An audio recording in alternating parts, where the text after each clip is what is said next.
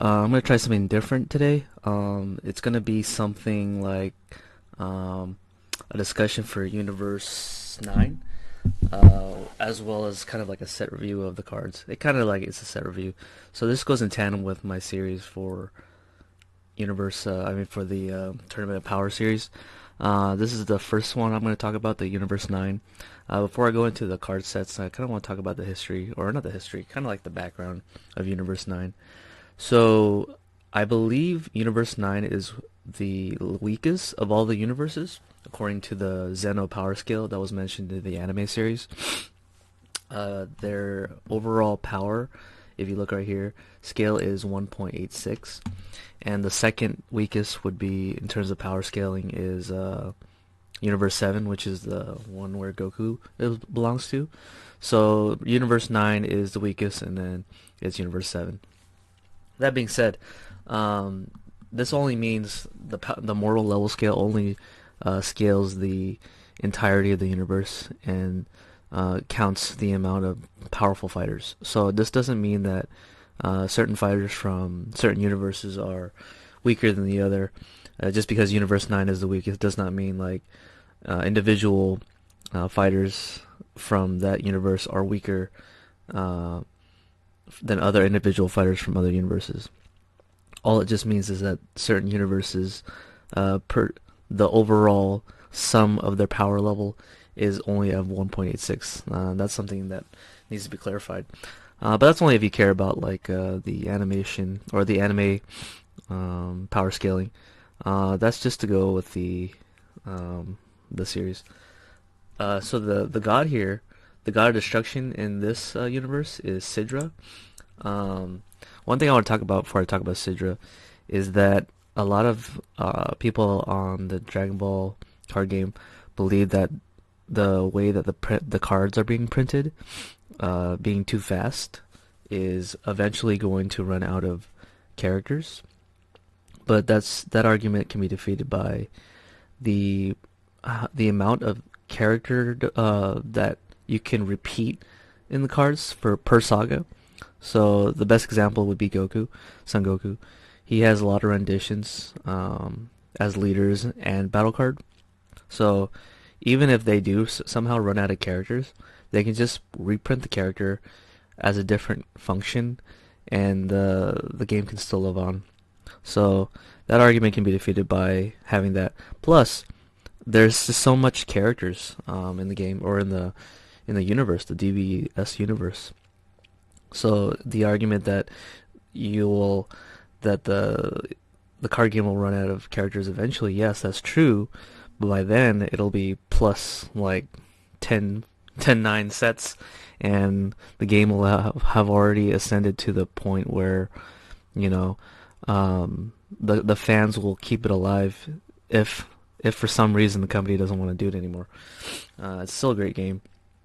So that being said, the God of Destruction Sidra is one of 12 universes, 12 gods that inhabit the universe itself, or the DBS universe, not the universes within the DBS universe. I know that's going to be hard to distinguish between. And in every universe, there's also a Supreme Kai.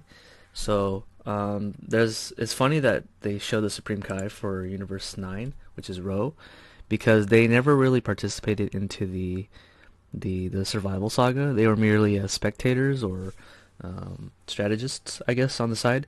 So that being said, it is kind of strange that they would include a Supreme Kai as part of a card in the Universe 9 series. And that's kind of, yeah.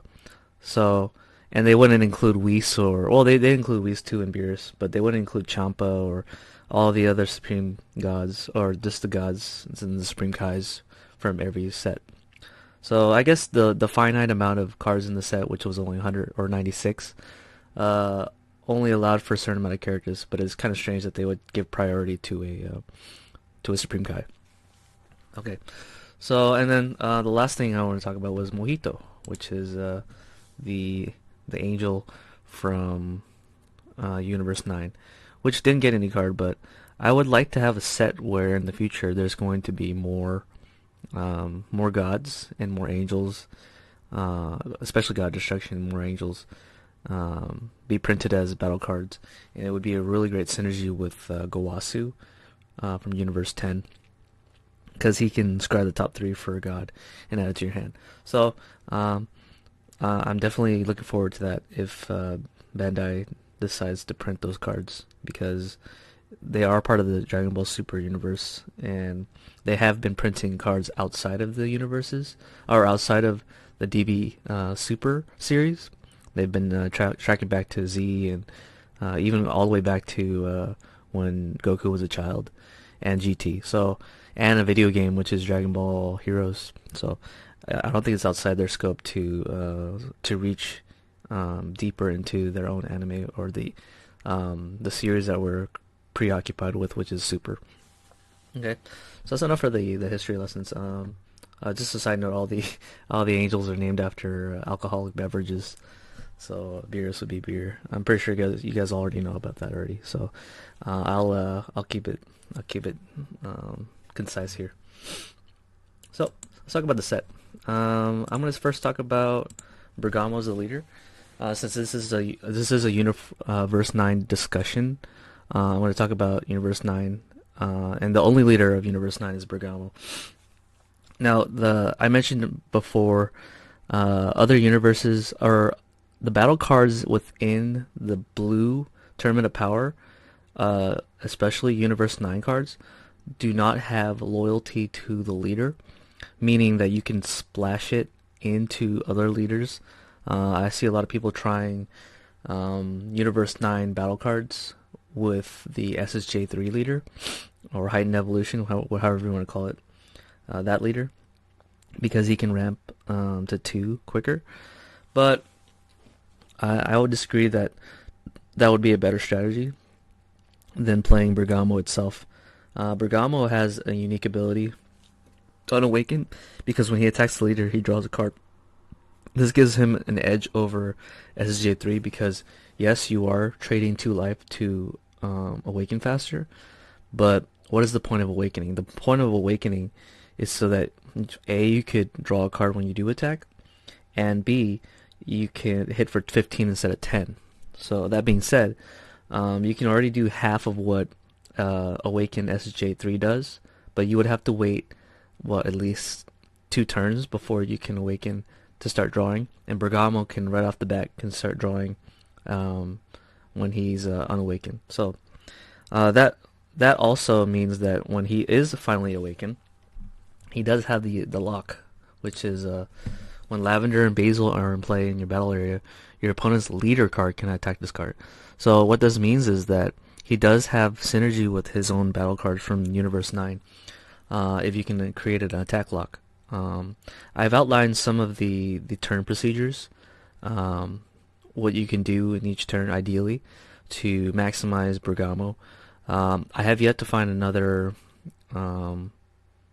attack sequence, no, not attack sequence, turn sequence, to where you can have an ideal board against your opponent. So if you're building Bergamo to be a stun leader, which I've tried to do when I first picked him up, I wanted to make him a stun leader where he has an attack lock, and the Bergamos provide a barrier to both Lavender and Basil, to where your opponent's battle card and leader cannot attack anything. So they basically can only play battle cards, but they can't attack with them. So they would have to find a way to remove cards from your overall board state in order to stop them from, or to stop you from gaining more advantages. That's the whole purpose of stun, is that you get to stop your opponent from doing stop your opponent from killing you while you get to advance your board. So yeah, that's the Bergamo leader. Let's go on to the Triage de Dangers. I know this. I picked up this the name pronunciation from another YouTuber. It seems to me that they're all French, so I guess they're going for like a French feel. So they're French wolves. Trio de Dangers. Alright, so before we talk about Trio de Dangers, I want to talk about Ro. So when you first read Ro, it seems to me that this is like a super ramp deck, which it is. You want to ramp up your mana cost to higher so that you can play more battle cards. That's the whole point of ramping. And Ro does this very, very crazily. If you build your deck to be where it's mono blue and solely Universe 9 cards and some other, I guess, some other variations, you could essentially ramp up to a very high energy count. I think by turn 4 you can have 7 energy. I mean, that's absurd. Turn 4, most people only have 4 energies, and by turn 4 you have 7. So um, that's kind of like outpacing your opponent just a little bit. However, you are playing Universe 9 cards, so a lot of the cards in Universe 9 don't really generate advantage when they're played. They don't have really a real net gain when they come out, unless you're playing the smaller minions, the smaller Universe 9 cards, which do generate advantage. But the Triage de Dangers, they do not generate advantage. They merely take away cards from your opponent and they stun them, especially in that Wolfgang. So So I'll talk about the turn procedures later with Ro. So this is for Ro. The first one I want to talk about is Trio de Dangers Bergamo. He's the reason for the attack lock. According to Bandai, the ruling is if you have 2 of them on board in rest mode, your opponent's battle cards cannot attack anything, which means that if you can find a way to push Bergamo from your hand or deck, if you can, onto the board. There's no way you can burn it from the deck. I don't think so. Onto the board, you could essentially create an attack lock where only your opponent's leader can attack Bergamo. I mean, your leader. So their leader can only attack your leader if there's 2 Bergamo, and the leader can also attack rested Bergamos as well. So that being said, you have to find a way to stop Bergamo from dying from your opponent attacking your Bergamo. But think of it this way: he's getting +5 when he does get attacked for the duration of the turn. What does this mean? So every time he does get attacked, he gets stronger. So that means they have to focus their one attack onto Bergamo and then combo everything onto him in order to wipe him out. Otherwise, they're essentially losing more cards when they're comboing for more than one attack, right? Because Bergamo is getting a +5 every time he's getting attacked. So that's a timely thing. You want to attack Bergamo in rest mode, assuming he's the only one. Or actually no, even if there's 2, the leaders can still attack Bergamo in rest mode, but they would have to combo higher just to run them over. Because if it's 15 stat to a 25 stat, then Bergamo's gonna you have to combo at least 10k to from the leader to Bergamo. And then there is also negates in this game that are blue, which can essentially stop the leader attack from going through. Okay, so that's his other 2 ability. The last ability I want to talk about is Lavender and Basil being on the battle area. He gives them barrier if they're both in play at the same time. So this gives it like the attack lock feel, because having Lavender and Basil makes it so that Bergamo, the leader, cannot be attacked if he's awakened, and they also get barrier. So it's going to be really difficult for your opponent to get rid of Lavender or Basil, without using their skills. They would have to find a way to attack them, and especially if they're both in active mode and they never really attacked. But most likely they're going to be attacking to control the board more. So that's the SR from Bergamo. And then we got this guy. Sorry, I was supposed to do that. I was supposed to just skip over. So then we got this guy. I don't think there's a way that you could play him quicker. Oh, well, you could play him quicker. The downside is you have to have Lavender and Basil on board so that you could stop your opponent from ramping energy.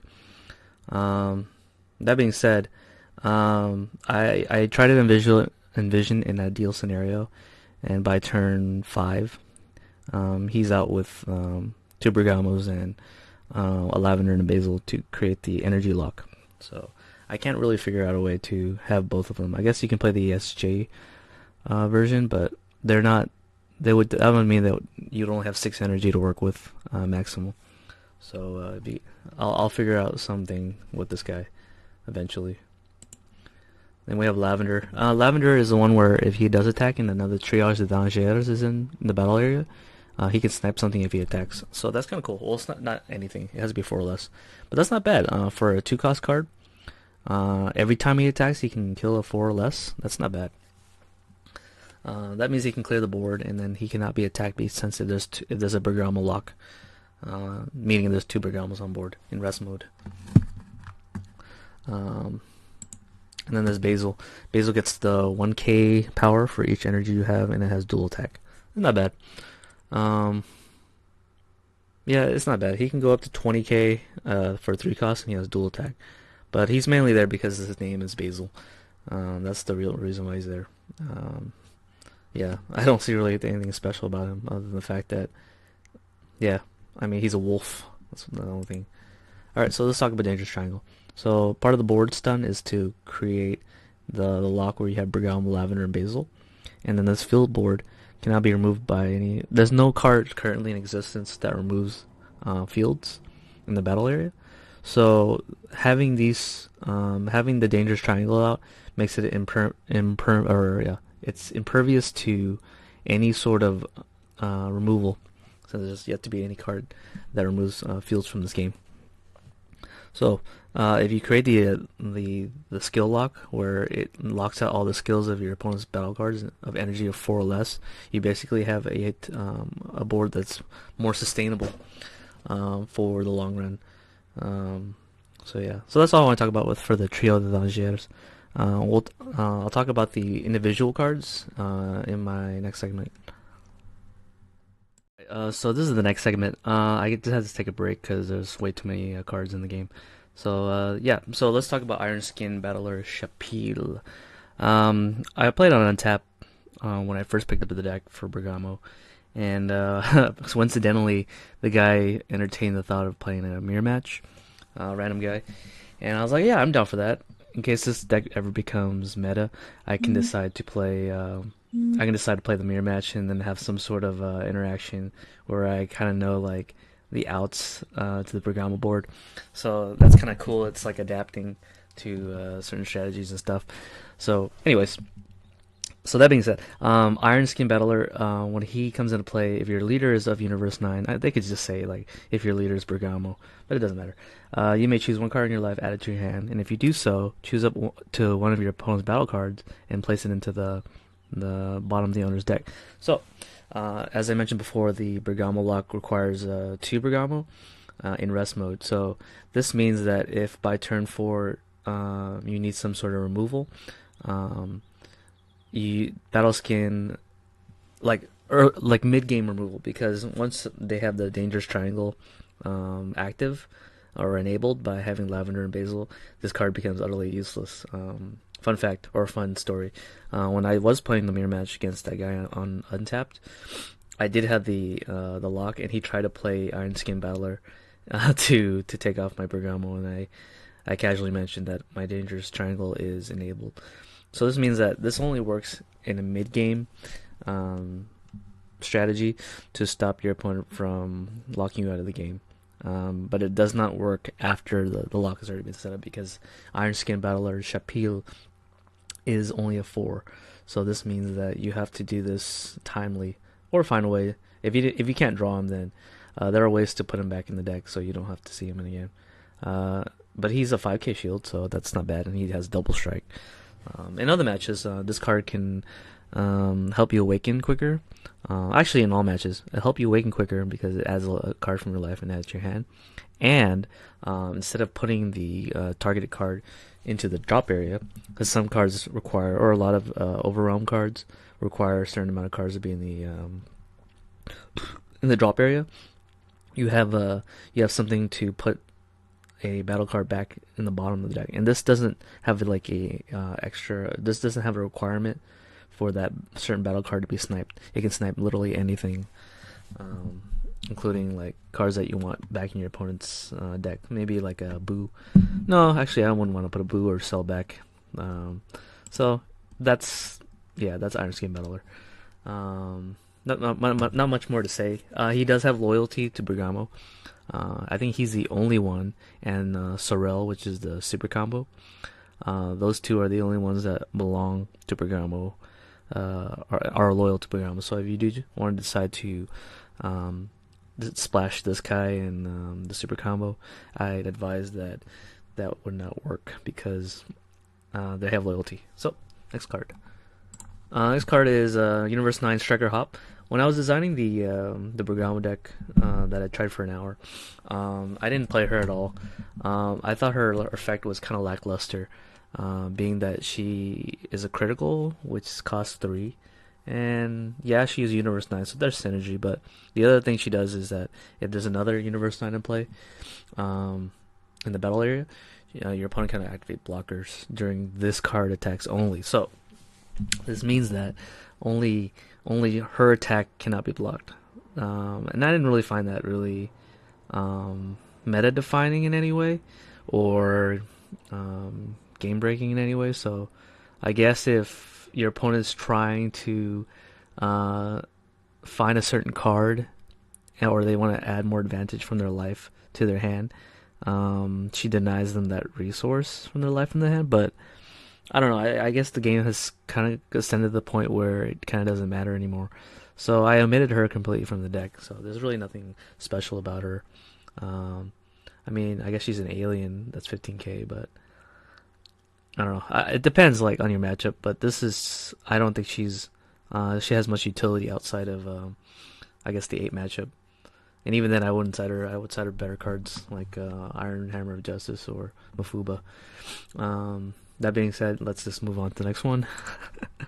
Universe 9 Striker Oregano. So, yeah, I know what the oregano spices are. I just don't know if all these cards are named after spices. So, it doesn't matter. This is one of the cards that I talked about where it is a +1, and it hand fixes your hand. You put a Universe 9 from the hand and put it on the bottom of your deck, and then draw 2. So, I don't see any card that you would not want in your hand from Universe 9, and then to put it back in the bottom to fix your hand. If this card merely said just put a card in the bottom of your deck and draw a card, I think I wouldn't play it as much. But since it is a +1 because you draw 2 cards, he is actually useful now. And even then, if you don't have any of the constituent cards for the combo for the attack lock, I think this guy does kind of help you find it. Even though he is kind of costly, he costs 2 mana. I'd prefer it to be cost 1 mana, but it's not bad, I guess. I guess if you play the Trunks leader, you can combo with him and draw a card. But other than that, if you do decide to splash the Bergamo lock into other leaders, but I don't see him being that useful outside of Universe 9 Bergamo decks. But yeah, he is a +1, so it's kind of nice to have other cards that generate you advantage in the Universe 9 series that isn't heavily reliant on playing Saiyans or conventional strategies that help you gain advantage. So that's oregano for you. I can also see, like, if you do want to try to look for a negate. So earlier I talked about how if you have 2 Bergamos, a Basil and a Lavender, and Dangerous Triangle, and an Awakened Bergamo, the only way they can climb out of that board is to take out 1 Bergamo using their leader to attack the Bergamo. And if you're really afraid of them over comboing so that you can't stop that attack, oregano, I guess, can help you search for your negates. Well, not search, but like increase the probability by which you can add negates to your hand. Yeah, because he's drawing you 2 cards off the top of your deck. So that's 2 cards deeper into your deck. And since you're adding the card to the bottom of your deck, you don't have to worry about drawing that same card back into your hand because the way that you structured your deck. So I can see that happening if you want to try to fish for your negates to maintain your lock every turn. Oregano would be your go-to tool card. So yep, next one is Hyssop. So I really have like a fascination with cards that you can play for free, especially if it's a blocker, because I guess I have like this tendency to play with cards that generate advantage when you have a certain amount of hand size. So normally I would say to something conventional would be Kale. Kale requires your hand to be down from 5 or lower to generate you advantage. So I'm a fan of those strategies where you could essentially just dish out free blockers from your hand, and they're kind of like a negate because they switch the attack back to him or the blocker, and they're free. So you don't, it doesn't really cost you anything. It's like if you do get attacked and you end up comboing a 5k, it might not be so good as a combo card. But if it's a blocker, it's basically a negate that costed 1 card from your hand. So that's great. And especially if you're playing like strategies where you are required to play lower cards in your hand to generate or to trigger certain abilities. I like to play Vegito here saves a day because it requires you to have 4 or less, and then when he does attack, you draw 2. So if you have more than 4 cards in your hand, instead of attacking and comboing to go down to 4, you can merely just dish out like blockers to gain the advantage back. For Hyssop, I don't think they designed Hyssop so that you could use Vegito or Kale in your deck, but they use Hyssop so that you can maintain the board state from the attack lock. Meaning that earlier I used the example of Oregano fishing out for your negate. Well, Oregano can search out for Hyssop, where it's kind of like a negate, and you push him out onto the board and then redirect the attack from Bergamo to Hyssop when their leader tries to run over Bergamo to dish out your lock. So yeah, I think that's why they designed Hyssop from my perspective. Other than that, there's really not much to say about him. He's very weak. Yeah, and I don't remember seeing him in Tournament Power. Actually, I don't remember a lot of the characters on the Tournament Power. It's kind of too flashy for me. But anyways, next one. So Sorel, that's just a super combo, 5-drop. There's really nothing much to say about her other than the fact that she's a Universe 9. She's a rabbit or a squirrel, or no, she's a rabbit. Every universe has a super combo, and this is one of them. It's blue, so I don't know if there's any support that lets you search for a blue super combo or blue alien. No, there's not. I guess if you do play Bewitching God Vados, which looks at the top 3 cards for an alien, and then put into play, I guess if you play Vados with Universe 9 cards, you can see 2 super combos off Vados if you do attack with her. But then there would be vulnerable to AoE, area of effect, or removal because they're on the board now. But I don't know. Other than that, I can't really think of a way that you could play Sorel or search for her and add it to your hand. Yeah, next one. Rosel. So in this game or in this deck, I think this is one of the few cards that you want to really include in your deck because it helps you generate advantage early game. Plus, it also helps you find your constituent pieces of the attack lock, Bergamo lock. So if you need a basil, Rosel can help you find it. Oregano can help you find it too. Come to think of it, there's a lot of synergy in this deck that doesn't require you to actually search for the cards directly and add to your hand. This is a good substitute in a sense that you could thin out your deck and see the Universe 9 cards that you want. So yeah, Rosel is in a lot of turns. During my turn procedures, which I have written out soon, I'll show you guys my next segment. Rosel is in like all of the most of the turns because it's only 1 card. It's a 1-cost Scryer, so Scryers are really good in this game, or really good into the Universe 9 series. Yeah. The other one, so this is not from Universe 9, but he's a Universe 10 card that is actually splashable in a lot of combo decks. I want to take some time to talk about this because if you're playing like a Cell Chain, or if you're playing like a Boo Chain, or anything that just requires you to have certain cards in the deck that you don't want in your hand, a Boony can be used to combo, and then you can draw a card. He replaces himself, but the card that you don't want in your hand ends up being in the bottom of your deck. So, and if you wanted to like evolve into a certain card, now it's back into the deck. So he has like a certain splashability for combo decks, and I'm glad that he exists as a universe. I think what Bandai tried to do was, when they created Tournament Power, is that the remaining universes that didn't get much coverage in terms of card pool ended up being generic enough so that you could use it virtually in any deck to splash it better. So they're kind of like an adage rather than a synergistic opponent or synergistic universal component for their own universes. But that's just my guess, as most things are. Yeah, so that's a boony. Um, so the other cards I'm gonna list from here on out is cards that you can use for blue leaders. And since Bergamo's blue, you can play Raging Spirit Sun Gohan. Just because he's a free 10k shield, because he comes into play afterwards. And then there's Unyielding Spirit. So in the event that you really want to combo your hand to really play more cards per turn, I guess you can play Unyielding Spirit Trunks. But the downside is if you do decide to play non-Universe 9 cards, your Supreme Kai Ro would have a less likely chance of maximizing his ramping strategy.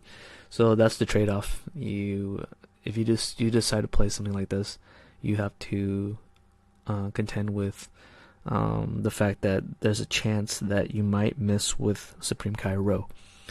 And I guess you would have to do some sort of like cost-benefit analysis on your own term, where you experiment to see if it's actually decent to play Unyielding Spirit Trunks in a ramp deck strategy, or you can just omit Ro altogether and play your own strategy. But I would highly recommend against not using Ro. Ro is definitely good in a control strategy or a stun strategy, where you need to set up certain specific cards onto the board so that you could lock out your opponent quicker. Unless you're playing like a non-stun strategy, which I think there's better decks that do that better than Bergamo if you're not trying to stun them. But I mean, I guess if you ramp up to turn, or if you have ramp up to 7 energies by turn 4, it leaves room for you to play different strategies other than stun. But I haven't really explored much into it. My line of thinking for that reason is because if you use Ro, you have to play a lot of Universe 9 cards to generate a lot of energy. And if you're playing cards other than the Universe 9 cards to generate or to do a different strategy, you run the chance of missing with Ro. So it's kind of like a double-edged sword in a sense. If you do decide to play a different strategy other than stun and play different cards in your deck that isn't Universe 9. So I think the linearity of the deck's design does not cater well to playing other strategies other than the stun strategy. But I could be wrong. I always leave my interpretations up for a falsifiability accountability. So it means that in science, if you discover a new theory that has yet to be proven untrue, it doesn't mean that it's the absolute. There's no absolute in science. It's only unless there's a law. But in most cases, in theories, you have to disprove it through constant experimentation. And if there's variability in constant experimentation, it should be accounted for. So there's a falsifiability in my interpretations, just as a disclaimer. And then the last card is Wee's Coercion. That and Shining Blaster, I don't know where that card went. I think I talked about it. I was supposed to scroll down from here. So Shining Blaster and Wee's Coercion. Well, let's talk about Shining Blaster. We all know what Wee's Coercion does. Those are 2 negate cards you can use for Universe 9 that could essentially, negate. This negates 2 almost, in a sense, because if you negate the first attack, which is most likely going to be a leader card, you're going to negate a leader card attack if you have the attack lock, and then you just bounce something else. So you just put them back a turn. Well, you don't really put them back a turn. You just put them back a board state. You dispace your opponent from advancing the board because you essentially interrupted them with Shining Blaster. So it's not bad. Like I said before in my first analysis, I wish there was like some way you can search for extra cards. Like, it's just so tacky not to play it. Like, now you have to like draw into it. But I guess with I think I said it was what was that card? Oregano. Yeah, with Oregano, I guess you can see it better. So yeah. I think that's all I want to talk about for Universe 9. Yeah. So I hope you guys enjoyed the video. That was all of the talk I want to talk about with Universe 9. Actually, no, I'm not done. So let me talk about the return procedures. Actually, let me pause it. Okay, so instead of showing you guys in picture, which I normally like to do with my examples, I will just simply state um, on a WordPad. I love Notepad. Um, so if you can envision like a board where you have two Bergamos, a Lavender and Basil, and a Dangerous Triangle, Leaders Awaken, and 7 to 8 energy by turn 5. That's kind of like the board that's ideal, I believe. Um, I guess if you want to add the other Bergamo where you have the energy lock, that would be another ideal scenario. So, but ideally, or the thing about ideal is that I try to make it as realistically as possible. Um, Ideal is kind of like it's difficult to assess whether it's going to ever happen. So I'm making it ideal, but yet realistic. So I outline what you can do in every turn to where you can go, okay, well, let's just start. So turn 1, you charge, and then if you're going second, you draw a card if you attack with your Bergamo leader, because he generates an advantage by attacking with your leader. And with those 1 energy, you can play your Dangerous Triangle, which I advise against. Dangerous Triangle takes a while to enable, so I would highly not suggest playing Dangerous Triangle right away, and go for the Roselle, which is the bat, where you play it and you look at the top 3. It's a scryer. Top 3 for a Universe 9 added to your hand. And then you essentially generate a +2 on your first turn if you're going second. And if you're going first, you're generating a +1. So I kind of outline like the net gain you can get. And then turn 2, you charge again. And this time you're going to play Objection. So I decided to play Objection in my untap list. Only because if you're playing a ramp strategy and you're trying to have individual cards on a timely basis, right? Like the whole point of stun is to stun your opponent as quickly as possible. So I wouldn't advise against playing a strategy where it takes time to develop your board. I wanted to develop my stun strategy as quickly as possible, because by then, like, who knows, they already have their guys out, and by then it's already too late. So the whole point of stun is to do it as quickly as possible. So anyway, so in turn 2, I'm playing Objection, and then I'll have 1 energy in active mode because Objection leaves it inactive. So you can use that last energy to play Roselle or Dangerous Triangle, which I advised playing a Triangle here. If not, just play Roselle. I even put out the net gain. It's a +2 if you attack and play Roselle with Objection, right? Actually, no, it's actually not a +2. It's sorry. If you attack and just play Roselle without playing Objection, it's +2. But I wouldn't want to go there. I want to go here, which is +0. The reason why it's +0 is because Objection is a negative. You put the card back into the drop area, and Roselle replenishes that negative. So it's going to be so it's +1, and then it's negative. So you're +0 net gain, and then you get a +1. So you kind of want to be here actually, ideally. And if you don't have Roselle, then it's a +0, right? So it's going to be you draw 1, you play Objection, you lose Objection. Actually, no, that I was right the first time. Because you're losing Objection and the card that you're putting in the energy, it's now a -1 from this to here, right? So it's +1, you draw a card, you play Objection, you lose Objection, and you lose the energy. So that's a that's a -1. And then you play Roselle to replenish that -1, so you're now at a +1. Yeah, so that's the net gain. I know I'm very mathematical about this, but that's just how it is. Or you can leave 1 energy open if you choose not to play Roselle, but I wouldn't suggest it. So play either Roselle or Dangerous Triangle, right? So by then you'll have a net gain of +2 still, right? Carried on to the turn 3. So then now you'll charge to 4, because now you Objection, now your turn of 4. So you should have 4 energy by turn 3. So you attack, you draw 1, that's +1. And then by now you should play Row, right? Because Row's a 3 mana cost. And ideally you want to get 2 energy off the top of the scry. The top 2, Row says that if you put the top 2, here I'll put it over. Row says if you put the top 2 of your deck, choose any number of Universe 9 and add it to your energy in rest mode. So obviously you want to have 2, right? So by then you'll have 6 energy, 4 to 6 energy. 4 if you 4 if you miss it, and you don't want to miss it. 6 if you have gotten all 2, which happens quite frequently actually, which is good. Then you'll have 1 energy left, because by turn 4 or by turn 3 you'll have 4 energy. And not only you'll only use 3 of them to play row, and then you'll have 1 left, even with the 2 extra energies, because they come into play rested, according to row. Yeah, so it comes into play rested. And then turn 4, or that's a net gain of either +2, right? So the +2 comes from Rosell and attacking to draw with Bergamo, or you get a +1 if you just play Rosell.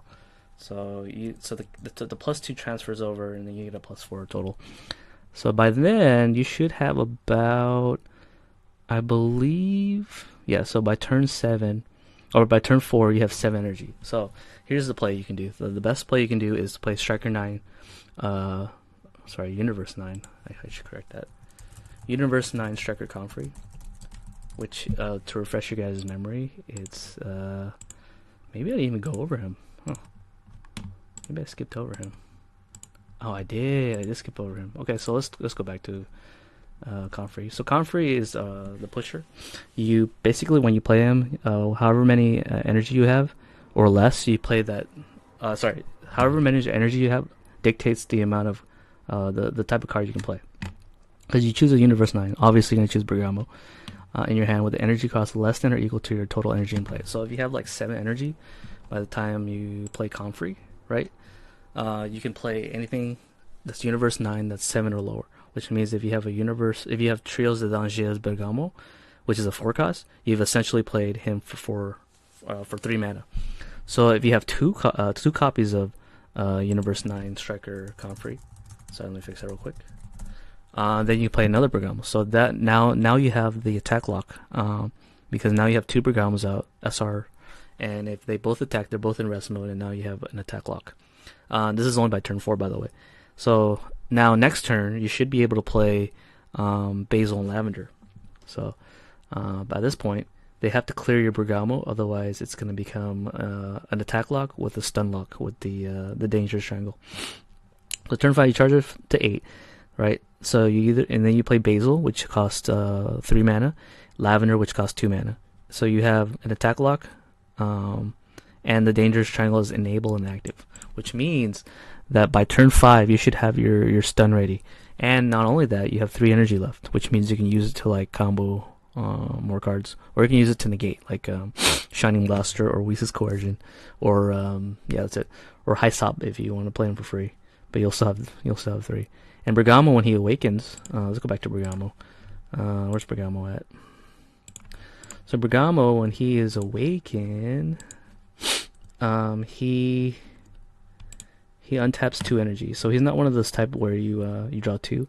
He untaps energy, which means that by turn 8 you can have 5 energy after doing Basil and Lavender. So that 5 energy you can play more battle cards, whatever you might need to generate more advantages, like oregano or I guess more Rosells. So yeah, this whole strategy, this whole universe has some sort of strategy where you can actually play really well. So I even outlined some of the things you can do to out this board. Any AoE, basically anything like Bardock, the SSJ3 Bardock for black, but that's not very common strategy. Can take this out. Other than that, actually, the cell chain can actually stop this. Now that I think about it, the cell chain can take out 1 Bergamo, and then they can try to attack over the second Bergamo with the cell, the 5 cost cell, or even the 7 drop cell. So this whole stun strategy isn't that good, but against traditional decks, I guess it is kind of good. So I don't know. It depends on how you view it. Yeah, so, and then once they take out the first one, they can attack over the second one, and once they KO it, then the attack lock is gone. So, let's go back here. So, in order for him to not be attacked, so let's talk about the board again. So here you have Lavender and Basil. So those 2 are in play. Your opponent's leader card can't attack this card. So, when the opponent's leader card can attack this card, and their opponent's battle card, right? Their opponent's battle card, where's he at? Yeah, your opponent's battle cards can only attack this card, and you create the attack lock, you create the stun. Alright, so that's all I want to talk about. That was Universe 9. What else is here? You don't have to play Oh yeah, so this is other leaders you can play the cards in. You can play it with. No, this is not it. This is just so that you can get advantage on Awaken. So Majin Buu is one of the cards that you can play. The second draft coup can do that. The one where if you have 6 energies, you can take a life and then put it in the energy, and then it'll get a plus 10. So yeah, that's all I want to talk about. So I gotta go back to work. It was nice chatting with y'all. This was a Universe 9 discussion. So I'm gonna shut this down.